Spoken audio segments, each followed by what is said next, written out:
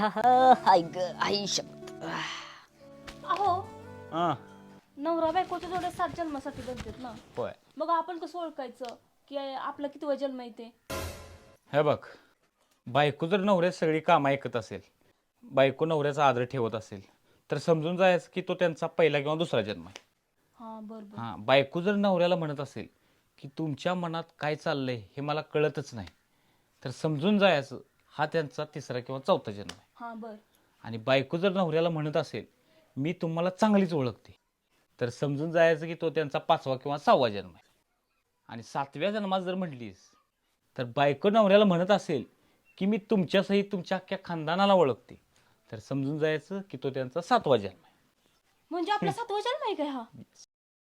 मग तुम्ही काय एवढं खुश होत आहे? अगं हा आपला शेवटचा 7वाच जन्म आहे ना.